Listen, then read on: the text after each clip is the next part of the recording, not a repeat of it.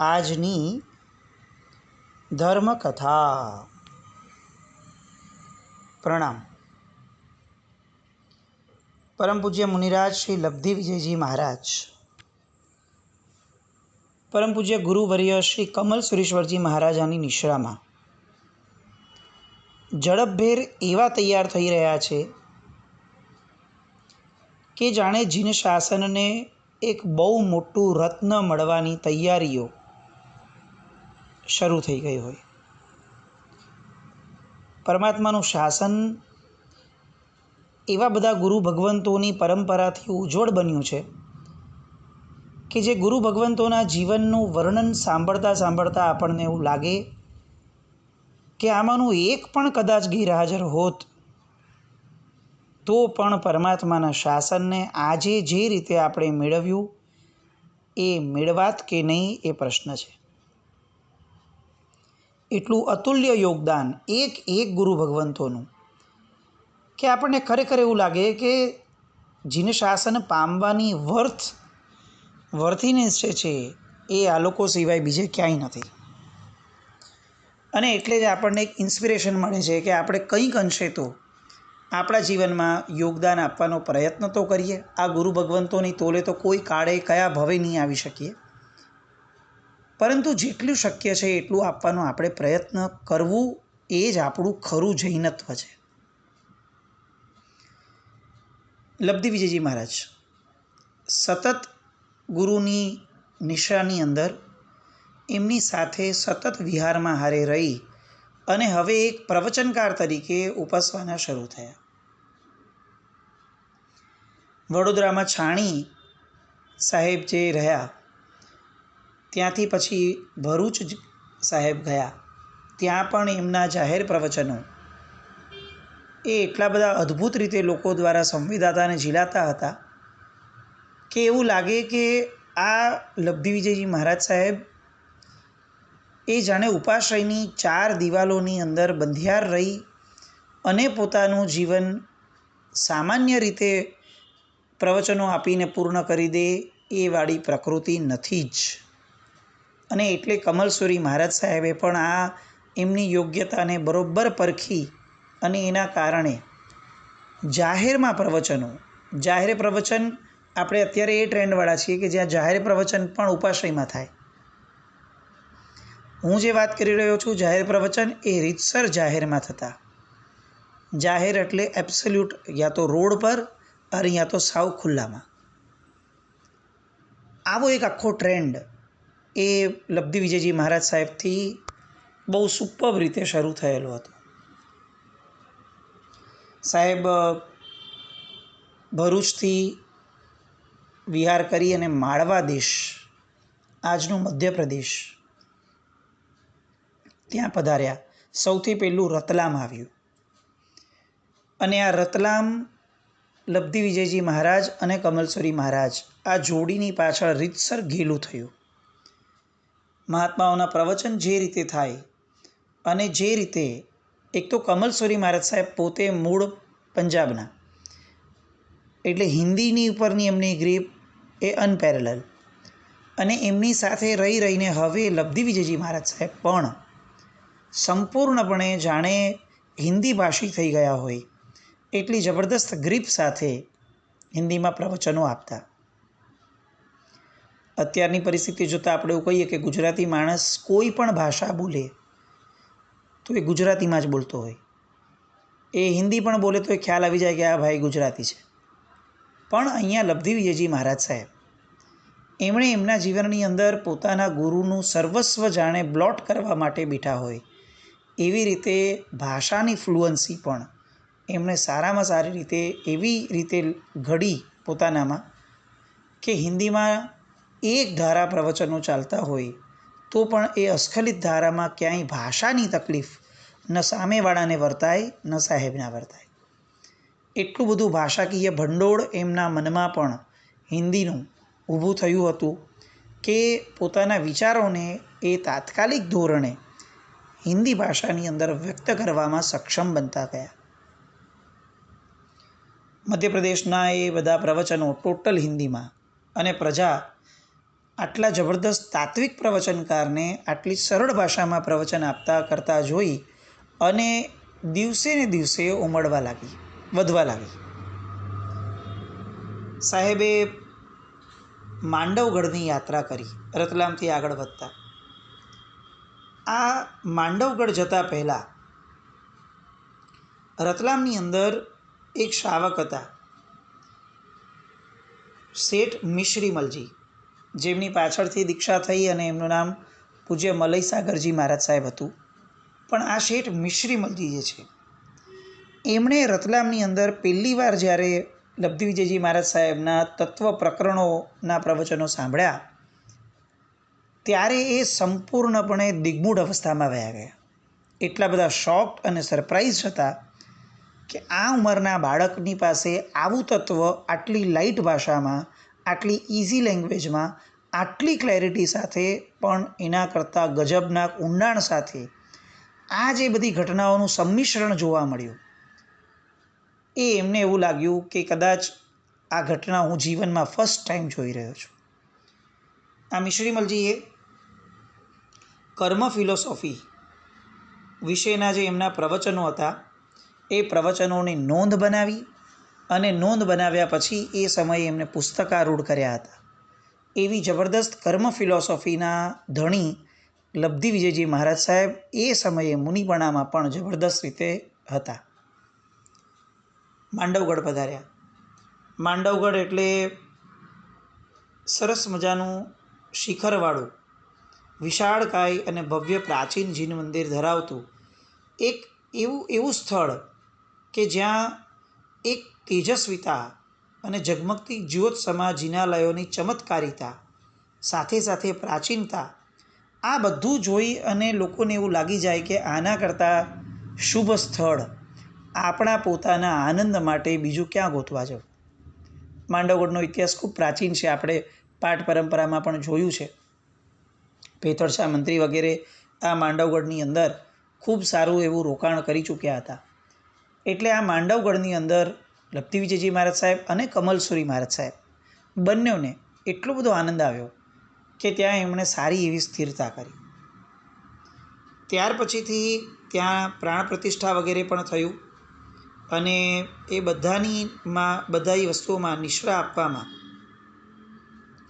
શ્રી સંઘ જે છે એ બહુ લાલાયિત થયો કમલસુરી મહારાજ સાહેબની સરળતા વગેરે જોઈને અને લબ્ધિ વિજયજી મહારાજ સાહેબ વગેરેની પ્રભાવકતા જોઈને. ત્યાંથી સાહેબ મક્ષીજી ગયા.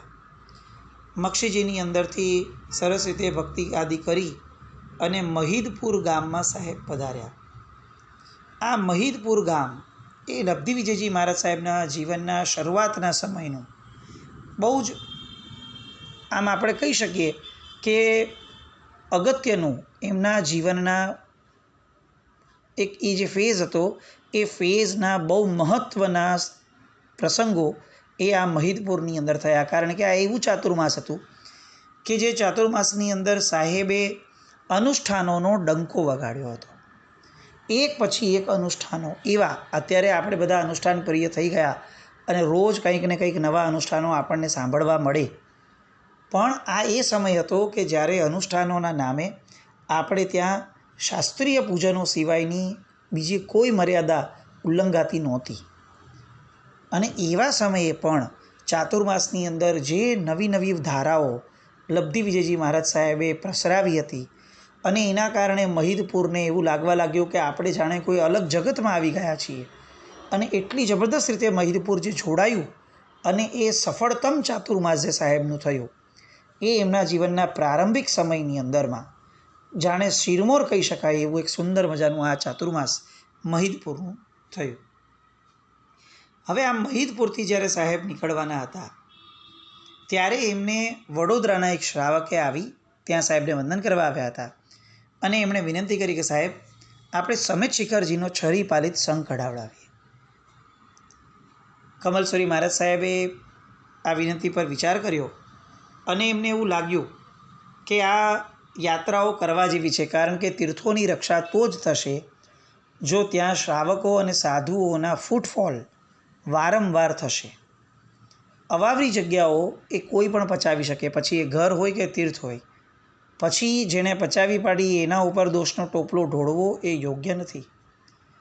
એ આવું કંઈક થાય એ પહેલાં જ આપણે આપણી જાગૃતિ અને આપણી ફરજોમાં જો સક્ષમ બન્યા તો આવી પરિસ્થિતિનું નિર્માણ જ ન થઈ શકે. અને એટલે આ વિઝનના કારણે કમલસુરી મહારાજ સાહેબે પેલા શ્રાવકને અનુમતિ આપી અને એક એવી યાત્રા શરૂ થઈ કે જે યાત્રા અલગ અલગ તીર્થો, અલગ અલગ કલ્યાણક ભૂમિઓ, અલગ અલગ એવા સ્થળો કે જે ભૂમિઓનો સ્પર્શ માત્ર પણ જીવને પવિત્રતા બક્ષે, એ બધાની એક સરસ મજાની યાત્રા જે છે એ યાત્રા હવે શરૂ થઈ. અને અહીંયાથી એમનો સંઘ શરૂ થયો. મક્ષીજીથી આગળ વધતા તરત જ ગામે ગામ યાત્રા કરતા જાય અને યાત્રા કરતાં કરતાં સૌથી પહેલાં મક્ષીજીથી નીકળ્યા અને ત્યાંથી ઉત્તર પ્રદેશની અંદર સાહેબની પધરામણી થઈ. વિહાર કરતાં કરતાં ગોમતી નદીના કિનારે લખનઉ શહેર આવ્યું છે. એ લખનઉ શહેરની અંદર સાહેબ પધાર્યા. એ પૂર્વે લખનઉની હારે જ સાહેબ કાનપુરમાં પધાર્યા હતા. આ કાનપુરની અંદર કલ્યાણક ભૂમિ નથી છતાં પણ શહેરના મધ્ય ભાગની અંદર રુગનાથ પ્રાસાદ નામનું એક જિનાલય જે છે એ રુગનાથ પ્રસાદજીએ બનાવેલું જિનાલય ધર્મનાથ ભગવાનનું, જેની મીનાકારી અદ્ભુત કહી શકાય એ કક્ષાની છે. એ તીર્થની, એ સ્થળની આહલાદક યાત્રા કરી ત્યાંથી લખનઉ પધાર્યા. લખનઉની અંદર પણ અનેક શ્વેતાંબર જિનાલયો છે. 18 જેટલા જિનાલયો લખનઉની અંદર એ સમયે બિરાજમાન હતા. અને સાહેબે એ 18 જિનાલયોને આખા શ્રી સંઘ સાથે પોંખ્યા. એમાંના કેટલાક જિનાલયોની અંદર તો સ્ફટિક રત્નોની બનેલી, કેટલાક જિનાલયોની અંદર પોખરાજની બનેલી એવી ભવ્ય પ્રતિમાઓ, ભવ્ય બિંબો એ બિરાજમાન હતા. અને એ બધાને સાહેબે પોંખ્યા. લબ્ધિ વિજયજી મહારાજ સાહેબની હજી એક શોખ હતો. એ શોખ હતો કોઈ પણ વસ્તુ કે કોઈ પણ ભગવાનના શિલાલેખને વધુમાં વધુ ઊંડાણપૂર્વક અભ્યાસ કરવાનો. કોઈ પણ ભગવાનના દર્શન કરે તો સૌથી પહેલાં એમનો શિલાલેખ વાંચે અને ભગવાન કેટલા પ્રાચીન છે એનો ક્યાસ મેળવવાનો પ્રયત્ન કરે. આજે આપણે તો બધા એટલી હદ સુધીના ભાષાકીય જ્ઞાનમાં નિમ્ન સ્તર પર આવી ગયા કે નીચે લખેલો શિલાલેખ સંસ્કૃત ભાષામાં એ આપણને તો કંઈ પલ્લે પણ પડે નહીં. અને કદાચ વર્ષોથી પૂજા કરતા હોઈએ છતાંય આજ સુધી ક્યારેય આપણે તે પરમાત્માના નીચે લખાયેલા શિલાલેખને વાંચવાનો પ્રયત્ન સુદ્ધા પણ કર્યો ન હોય. કારણ કે આપણને ઇતિહાસમાં રસ જ નથી. અને ઇતિહાસ સાક્ષી છે કે ઇતિહાસ એ જ સર્જી શક્યા છે કે જેને ઇતિહાસમાં રસ હોય. આપણને પૂર્વ ઇતિહાસ જાણવામાં કોઈ કરતાં કોઈ રસ નથી, એટલે આપણે ભવિષ્યમાં એક નવો ઇતિહાસ સર્જી શકશું એવી શક્યતાઓ પણ આપણામાં નથી. પણ લબ્ધિ વિજય મહારાજ સાહેબ એ એક ઐતિહાસિક વિભૂતિ હતી. અને એટલે એમણે તરત જ નીચે શિલાલેખ વાંચ્યો. અને શિલાલેખ વાંચતા તરત જ એમણે શ્રી સંઘને જણાવ્યું, લખનૌના તે દેરાસરોના, કે આ બધા પરમાત્માઓ તો ઈસુ ખ્રિસ્ત પહેલાંના સમયમાં, એટલે કે ઈસવીસન શરૂ થયું એની પૂર્વેના 200 વર્ષ પ્રાચીન છે. અને કમાલની વાત એ થઈ કે કેટલાય જિનાલયોમાં એવો પ્રતિસાદ મળ્યો કે સાહેબ અમે વર્ષોથી આ ભગવાનની પૂજા કરીએ છીએ પણ અમને ખબર જ નથી કે ભગવાન આટલા પ્રાચીન છે. આ લબ્ધિ વિજય મહારાજ સાહેબની કમાલ. લખનૌના જિનાલયો, ત્યાંથી આગળ વધતા વધતા સાહેબ કાશી પધાર્યા. ગંગાના મનોહર ઘાટ ઉપર વસતું કાશી અતિ પ્રાચીન નગર છે. પાર્શ્વનાથ ભગવાન અને સુપાર્શ્વનાથ ભગવાન એમના 4 કલ્યાણકો આ સ્થળે થયા હતા. એટલે 11 જેટલા જિનાલયો કાશીની અંદર એ સમયે બિરાજમાન હતા. એ બધા જ જિનાલયોનું એક સાથે શ્રી સંઘ સાથે એમણે જુહારવાનું ઉત્તમ કાર્ય આ શ્રી સંઘે કર્યું. ત્યાર પછીથી સાહેબ 17 શિખરોથી શોભતા એવા ચિંતામણી પાર્શ્વનાથ ભગવાનના જિનાલયમાં પધાર્યા, જે વારાણસી નગરીથી 4 માઇલ દૂર સિંહપુરી નામના ગામની અંદર બિરાજમાન છે. આ સિંહપુરી જે છે એ શ્રેયાંસનાથ ભગવાનના ચ્યવન, જન્મ, દીક્ષા અને કેવળ જ્ઞાન એ 4 કલ્યાણક ભૂમિ, 4 કલ્યાણકોથી પવિત્ર થયેલી ભૂમિ છે. એટલે અહીંયા જાણે સમવસરણ મંડાણું હોય એવું સુંદર મજાનું આ જિનાલય એને પણ શ્રી સંઘે જુહાર્યું. ત્યાર પછીથી સિંહપુરીથી 4 કોષ જેટલું દૂર ગંગાના તટ પર આવેલી ચંદ્રપુરી નગરી, જે પ્રાચીન સમયથી પ્રસિદ્ધ હતી, એ ચંદ્રપુરી નગરીની અંદર ચંદ્રપ્રભા ભગવાનના 4 કલ્યાણકો છે. ત્યાં પણ બધા યાત્રાળુઓ સાથે એમણે આગમન કર્યું. એક સુંદર જિનાલય ગંગા કિનારા ઉપર પણ છે. એ દેવ વિમાન સેવા જિનાલયને, કોટવાળા જિનાલયને પણ એમને બાંધ્યું અને ત્યાંથી આગળ વધતા હવે આ શ્રી સંઘ બિહારની અંદર પ્રવેશ્યો. બિહાર એક એવી નગરી છે, આજે પણ બિહાર એવું રાજ્ય છે કે જે રાજ્યની અંદર અત્યારે જોવા જઈએ તો જૈનોની વસ્તી બહુ ઓછી કહી શકાય, પહેલાંના કમ્પેરમાં એટલી છે. આપણે શાસ્ત્રોમાં ઘણી બધી વાર તુંગિયાનગરના શ્રાવકોની વાત સાંભળી હતી કે જે તુંગિયાનગરના શ્રાવકો અંદર વાતચીતો પણ તત્વની કરતા હતા. તત્વ એ જાણે એમનો પ્રાણ હોય એટલા પાંડિત્યવાળા શ્રાવકો તુંગિયાનગરીમાં વસતા હતા. આવું આપણો શાસ્ત્રમાં ઉલ્લેખ આવે છે ને ઘણા મહાત્માઓના મુખે આપણને સાંભળવા મળ્યું છે. આ જે તુંગિયાનગરી હતી, એ તુંગિયાનગરી એ બિહારની અંદર આવેલી હતી. આજે પણ માંગી તુંગી, જે અહીંયા ગામ મહારાષ્ટ્રની આસપાસમાં છે, એ જ રીતે તુંગી નામનું એક ગામ બિહારની અંદર આજે પણ વિદ્યમાન છે. એ તુંગી નગરી એટલે પેલી તુંગિયા નગરીનું અત્યારનું નવું વર્ઝન કહી શકાય એવી આ નગરી છે. આ દેખાડે છે કે એ સમયના બિહારના શ્રાવકો કેટલા અદ્ભુત જ્ઞાન ધરાવતા હશે અને એના મૂળમાં કેટલાય મહાત્માઓનું આગમન થતું હશે, કેટલી સરસ વિદ્યાપીઠો અને પાઠશાળાઓ હશે, ત્યારે શ્રાવકો આટલા જ્ઞાની બન્યા હશે. અને આટલા બધા મહાત્માઓનું આગમન થતું હોય તો એનો અર્થ એ પણ સમજી શકાય કે એ સમયે જૈનોની વસ્તી બિહારની અંદર અતિશય મોટા પ્રમાણમાં હશે. આજની પરિસ્થિતિ જોતાં આપણને ખરેખર મસ્તક ઝુકાવવાનું મન થાય એ સ્તર ઉપર આપણે આવી ગયા. સાહેબ બિહારમાં પ્રવેશ્યા. બિહારમાં પ્રવેશતા પાવાપુરીમાં પહેલી પધરામણી સાહેબની થઈ. પાવાપુરી એટલે વર્ધમાન સ્વામી ભગવાનનું નિર્વાણ ક્ષેત્ર. આ નિર્વાણ ક્ષેત્ર એવું સ્થળ કે જ્યાંથી દિવાળીની શુભ શરૂઆત થઈ. આપણે દિવાળી ઉજવીએ છીએ વર્ષોથી, પરંતુ આ દિવાળીની શુભ શરૂઆત જે સ્થળથી થઈ છે એ સ્થળે જવાનો આપણો પ્રયત્ન કેટલો. એ સ્થળે ગયા તો પણ ભાગી જવાની વૃત્તિ આપણી કેટલી. એક દિવસમાં કેટલા તીર્થો કરવાના, રૂટ લઈને આવ્યા હોઈએ, ટૂર લઈને આવ્યા હોઈએ. કેટલી વાર એવું થયું કે આપણે વર્ધમાન સ્વામી ભગવાન સાથે એકાંતમાં શાંત ચિત્તે બેઠા અને નિર્વાણની એક ક્ષણોનો વિચાર કર્યો હશે. અહીંયા લબ્ધિ વિજયજી મહારાજ સાહેબે એ આખા 6 રીપાલિત સંઘને પાવાપુરીના જલ મંદિરમાં બેસાડી અને નિર્વાણની ભાવ યાત્રા કરાવડાવી. આ કેવી ગજબની સાહેબની બધી શક્તિઓ અને કઈ અલગ વિચારધારા સાહેબ લઈને એ નાની ઉંમરમાં બેઠા હશે કે જેની કલ્પના પણ આપણે ન કરી શકીએ. એવું આખી નિર્વાણની ઘટનાઓનું એક દ્રશ્ય નજરની સામે સાહેબે ખડું કર્યું અને એ સંઘમાં આવે દરેક વ્યક્તિ જાણે પોતાની જાતને ભગવાનના નિર્વાણ સમયે સાક્ષાત હાજર હોય એવું અનુભવી શક્યા. અને એ રીતે 6 રીપાલિત સંઘની અંદર પાવાપુરી એ બહુ મહત્ત્વનો ભાગ, બહુ મહત્ત્વનો લાભ એ ત્યાંના સંઘના યાત્રિકોને આપી ગયું.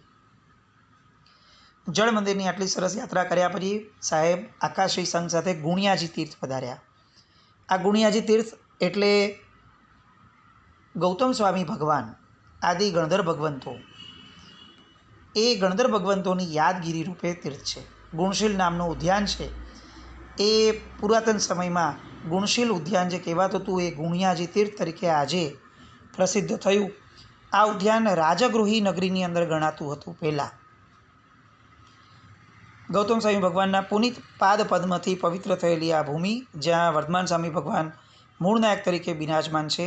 સંવત 1686નો એ જે શિલાલેખ છે એ આ લબ્ધિ વિજયજી મહારાજ સાહેબે ત્યાંથી વાંચ્યો અને ત્યાર પછીથી કુંડલપુર સાહેબ પધાર્યા, જે ગૌતમ સ્વામી મહારાજની જન્મભૂમિ છે. ત્યાંનું પણ દેરાસર એક મનોહારી અને અલગ જ શિખા ધરાવતું આ જિનાલય એ ગુણિયાજીની અંદર સાહેબે એને પણ જુહાર્યું. આપણને ખરેખર એવું લાગે કે આપણી લોકોની છરીપાલિત યાત્રાઓ અથવા યાત્રાઓ એ આવી બધી વિશેષતાઓને કેટલી ગણકારે છે અથવા કેટલી કાઉન્ટ કરે છે અને કેટલી મેમરીમાં સ્ટોર કરે છે, એ રીથિંક કરવા જેવું છે. કારણ કે આ બધી પવિત્ર ભૂમિઓ એના ઇતિહાસ સાથે જોડાયેલી છે. ખાલી જઈએ, દર્શન કરીએ, ચૈત્યવંદન કરી, ભોજનશાળામાં જમીને વયા જઈએ, એ જૈનોને શોભે એવું નથી. આપણને દરેક ક્ષેત્રની ઇતિહાસ, ભૂગોળ, પ્રાચીનતા આ બધામાં રુચિ હોવી જોઈએ. કારણ કે આપણે પંડિતોની શાખામાં, પંડિતોના વંશમાં આપણે પ્રગટેલા છીએ. એટલે આપણને આ વારસાગત મળવું જોઈએ, આપણે લેવું જોઈએ. આટલી સરસ મજાની છરીપાલિત યાત્રા કુંડલપુરથી આગળ વધતા ક્યાં અને કેટલા તીર્થોને સ્પર્શે છે હજી, એ બધી વાતો સરસ મજાના આ છરીપાલિત સંઘોની, એમની નિશામાં ઘણા છરીપાલિત સંઘો નીકળ્યા હતા. આપણે મુખ્યતયા 3 છરીપાલિત સંઘોને એ રીતે આવરવા છે કે ભવિષ્યમાં આપણને પણ એ તીર્થોને સ્પર્શવાનું મન થાય. એમાંનો આ એક છરીપાલિત સંઘ આગળ કયા મુકામે જાય છે આવતીકાલે જોઈએ. જીન આજ્ઞા વિરુદ્ધ કંઈ પણ બોલાયું હોય તો મિચ્છામિ દુક્કડમ. જૈનમ જયતિ શાસનમ.